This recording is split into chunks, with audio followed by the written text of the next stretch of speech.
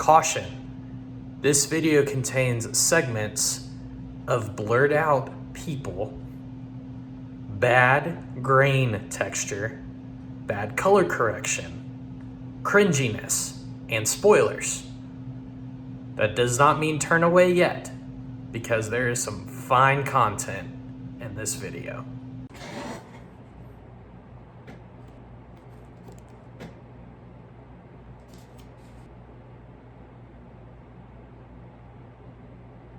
Oh my gosh. Oh.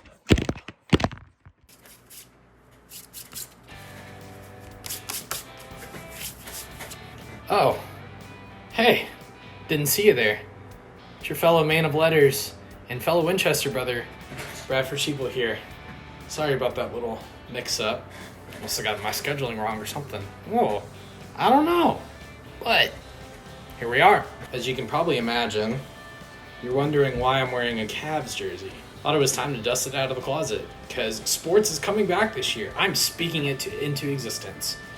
But before that happens, today we're doing another Supernatural video, and this time it's on a character that I am truly stoked to talk about today.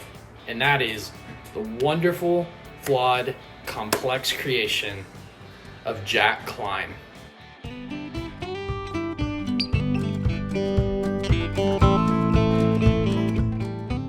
So, starting off with Jack. A little bit of his backstory. Jack was a Nephilim sired by the devil himself with an aid of the President of the United States. A lot of the audience is going to think he's either going to be the ultimate savior of the world or he's going to be the one who destroys it. In the supernatural mythology, Nephilim are considered abominations. They're offspring of angels and a human. When an angel and a human produce an offspring, unlike a human parent where the offspring gets half of their father's characteristics and half of their mother's characteristics, a Nephilim will get the power and the energy of a human soul mixed with the grace and all kinds of heavenly powers that an angel has, creating something more powerful than the angel that sired it. But since Jack is sired by an archangel, he is basically a god, one of the most powerful beings in this universe. And so rightfully, everyone is scared out of their wits because of this ungodly creature.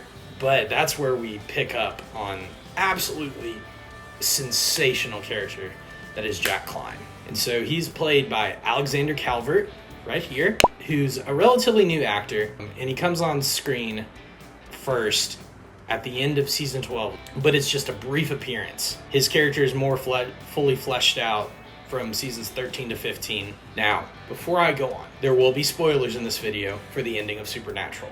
So, if you don't want to know what happens at the end of the story if you haven't seen the show yet, please turn back now.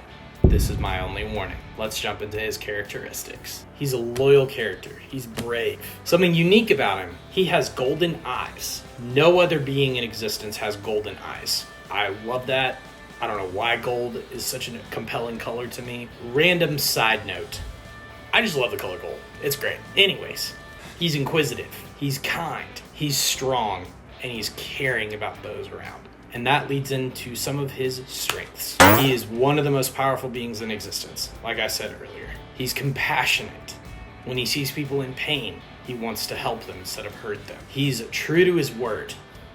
That's what drew me a lot to his character. Because he's inquisitive, because he's caring, he wants to care for those around him. And you really see that throughout his arc. Most importantly, when in season 13, when Lucifer threatens to kill both Jack and Sam, Jack is willing to sacrifice himself for Sam because he sees himself as less than. He knows that Sam and Dean have laid so much on the line for him. And seeing the love, the compassion that has come from them given to him is so powerful because in turn, Jack takes that and delivers it to other people. He is brave. He's courageous. Like I said, he was willing to sacrifice himself for Sam. Sam was one of those who cared for him. He also was willing to take on God.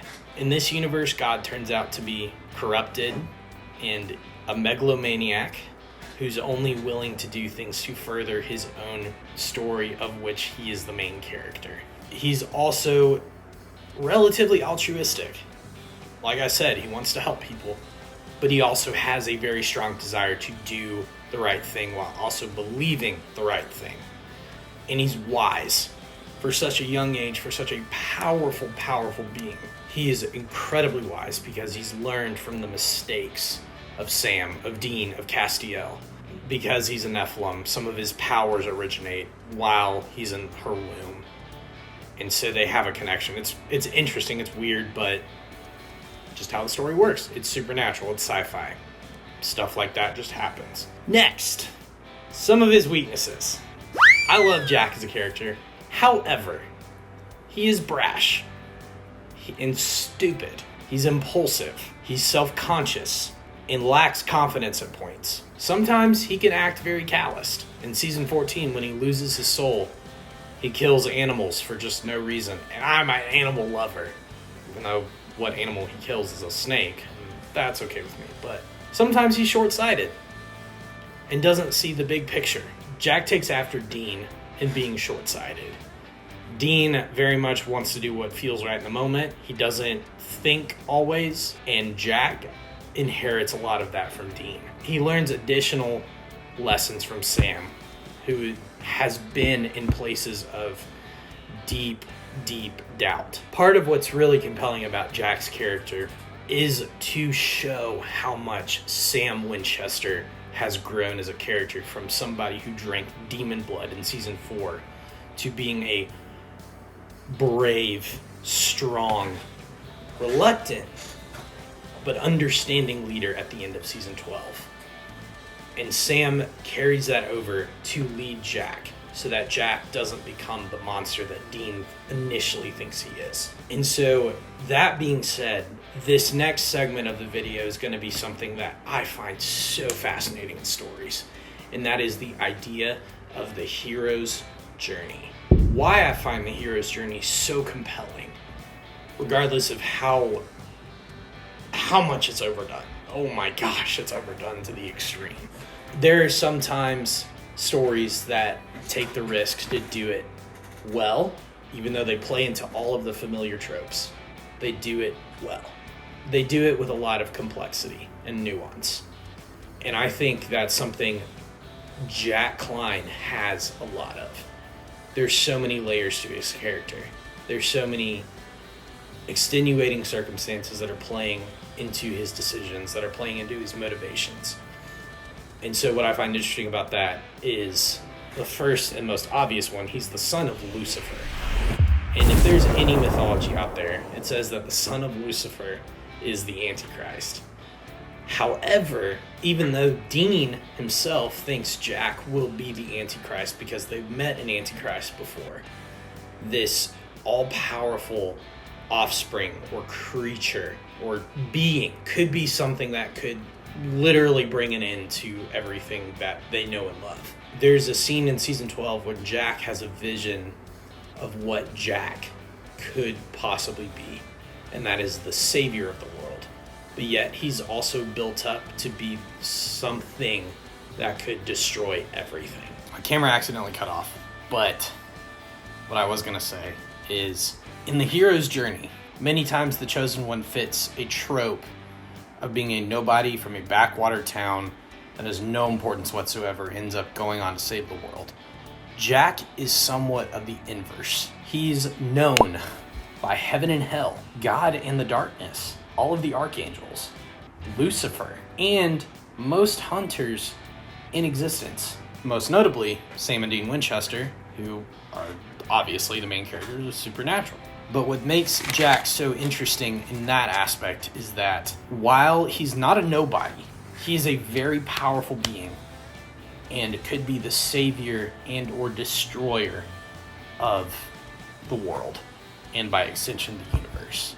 And I find that so compelling in so many stories because automatically it sets him into this literal cosmic tension of, am I good? Am I evil? Which side will I choose? How will I want to be good, but I don't know what to do because I've been sired by evil. And that creates a really interesting tension and complexity of his character. Those are some of the characters that I tend to root for more just by instinct. One of the reasons why I think Jack is such a compelling character is because he reminds me of one of my favorite characters of all time, and that is Randall Thor from The Wheel of Time. After, spoiler, reading some of the series, I know a lot of people won't read The Wheel of Time because it's so long. See, whoop! This is my version of the Wheel of Time series, all 14 books in all of their glory.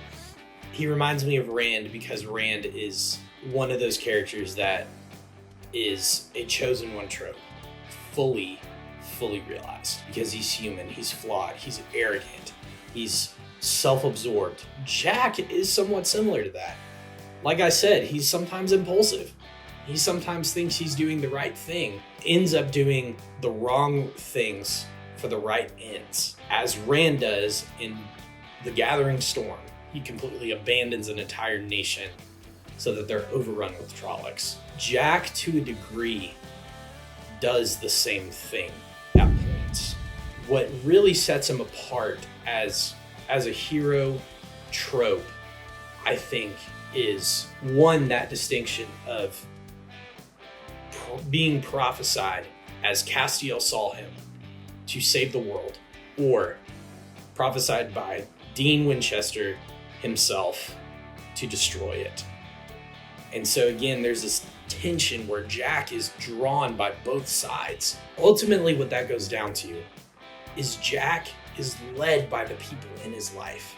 Dean, Sam, Kelly Kline, his mother, Castiel, Lucifer, God, Amara, all of these characters who are so interesting and compelling, except for maybe Kelly, because you don't get that much of her. They mold his journey. And that really brings in another interesting theme that you often see in stories. Are characters shaped by nature versus nurture? These characters help Jack to face off with some of his darkest insecurities. Am I enough? Am I worthy? Am I good enough for family? Am I evil? Those are all questions we as normal people in our day-to-day lives wrestle with. I'm not going to get into a theological or eschatological argument here. We all struggle with those decisions. And in some ways, the stories we watch, the stories we read, the stories we are drawn to reflect ultimately what we wrestle with as human beings. And so Jack is one of those characters who is a chosen one trope. But what's interesting about Jack is that he is led by two other heroes who are chosen ones. And he learns from their mistakes. He learns from their flaws. He learns from, quite frankly, Dean's pretty angsty, broody teenage moments. But he also learns from Sam's past failures. And that's part of what makes Jack such a compelling character. The execution of his character was not perfect. There were a lot of mistakes that were made on the show. I think the show could have used a lot more time with Jack. That would have been wonderful. I think he was a much needed addition to the show. However, he was introduced way too late. He should have been introduced a couple seasons earlier so that the writers could have drawn out his character more and to his final purpose on the show at the end of season 15, when he basically defeats Chuck and becomes the new god. And he ends up resetting everything wrong in the universe and giving Sam and Dean the life that they always wanted. Regardless of how Dean gets killed, I told you there were spoilers. I told you to turn away. I'm not sorry about that. Dean, when he gets to heaven, sees how good Jack ultimately is because Jack tears down the walls in heaven so that loved ones who ended up making it there are reunited with each other. And that's beautiful. I love it.